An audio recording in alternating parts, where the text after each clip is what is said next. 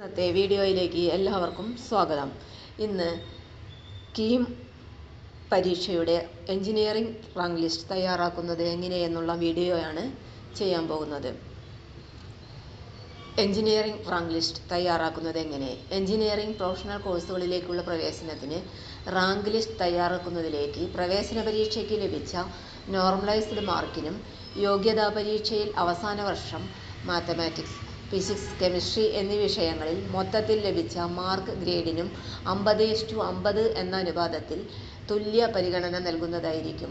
Chemistry പഠിച്ചിട്ടില്ലാത്തവരുടെ computer സയൻസിൻ്റെയും കെമിസ്ട്രിയും computer സയൻസും പഠിച്ചിട്ടില്ലാത്തവരുടെ ബയോടെക്നോളജിയുടെയും chemistry, computer science, biotechnology എന്നിവ പഠിച്ചിട്ടില്ലാത്തവരുടെ ബയോളജിയുടെയും mark പരിഗണിക്കുന്നതാണ്.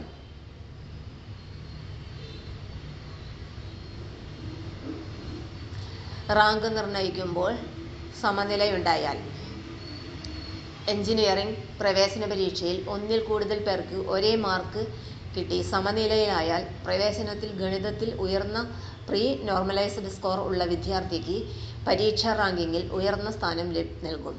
സമനില നിലനിൽക്കുകയാണെങ്കിൽ പ്രവേശന പരീക്ഷയുടെ ഫിസിക്സിൽ ഉയർന്ന പ്രീ നോർമലൈസ്ഡ് സ്കോർ ഉള്ള വിദ്യാർത്ഥി റാങ്കിങ്ങിൽ ഉയർന്ന സ്ഥാനം നേടും.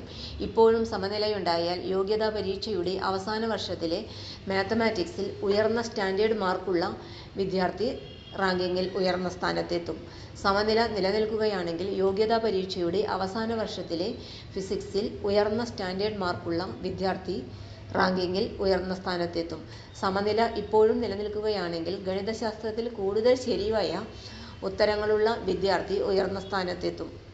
സമനില നിലനിൽക്കുകയാണെങ്കിൽ ഫിസിക്സിൽ കൂടുതൽ ശരിയായ ഉത്തരങ്ങളുള്ള വിദ്യാർത്ഥി ഉയർന്ന സ്ഥാനത്തെത്തും. ഇപ്പോഴും സമനിലയുണ്ടെങ്കിൽ വിദ്യാർത്ഥിയുടെ പ്രായം പരിഗണിക്കുകയും മുതിർന്നയാളെ റാങ്കിങ്ങിൽ ഉയർന്ന സ്ഥാനത്ത് പരിഗണിക്കും.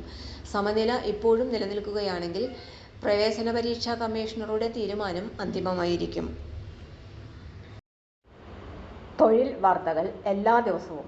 വാർത്തകൾ തുടർന്നും ലഭിക്കാൻ ചാനൽ ആദ്യമായി കാണുന്നവരാണെങ്കിൽ ചാനൽ സബ്സ്ക്രൈബ് ചെയ്യുക. വീഡിയോ ഇഷ്ടപ്പെട്ടാൽ ലൈക്ക് ചെയ്യുക. വീഡിയോ കൂടുതൽ പേരിൽ എത്തിക്കാനായി ഷെയർ ചെയ്യുക. നിങ്ങളുടെ വിലപ്പെട്ട നിർദ്ദേശങ്ങൾ കമൻറ്റ് ബോക്സിൽ രേഖപ്പെടുത്തുക. തൊഴിൽ വാർത്തകൾ, പരീക്ഷാ വാർത്തകൾ, വീഡിയോ ക്ലാസുകൾ, നോട്ട്സ്, ക്വസ്റ്റ്യൻ പേപ്പേഴ്സ്, പരീക്ഷാ കലണ്ടർ തുടങ്ങി കൂടുതൽ വിവരങ്ങൾ പ്ലേലിസ്റ്റിൽ ലഭ്യമാണ്. ഇന്നത്തെ വീഡിയോയുടെ അവസാനിക്കുന്നു. എല്ലാവർക്കും നന്ദി.